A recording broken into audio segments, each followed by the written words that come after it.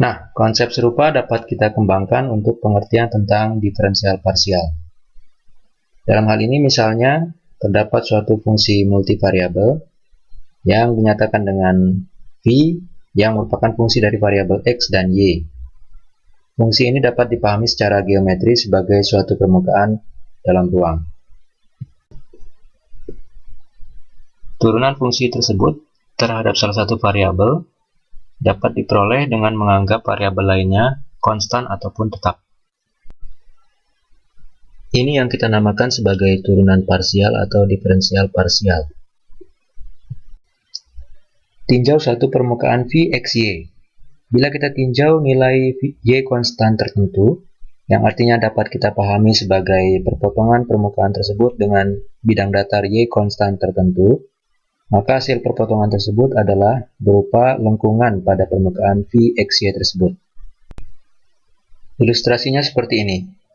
Misalnya ini adalah permukaan yang dinyatakan dengan persamaan Vxy.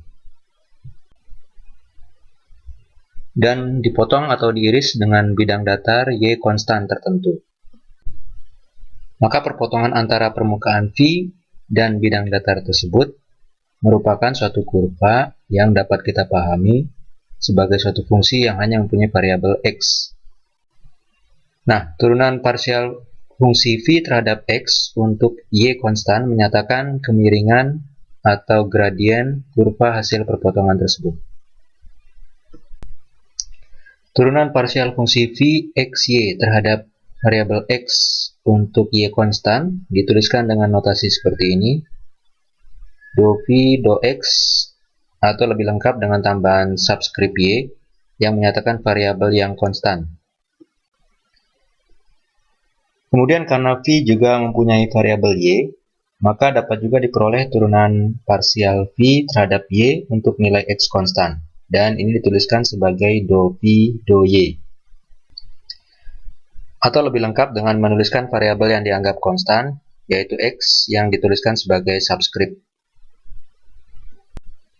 Notasi lainnya yang juga biasa digunakan adalah V dengan subskrip x yang berarti do V do x.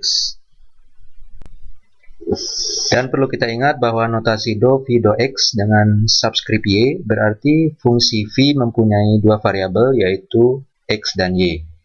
Jika fungsi V mempunyai tiga variabel misalnya x, y, dan z, maka penulisan turunan parsial fungsi V terhadap x untuk y dan z konstan dituliskan do V do x dengan subskrip y dan z.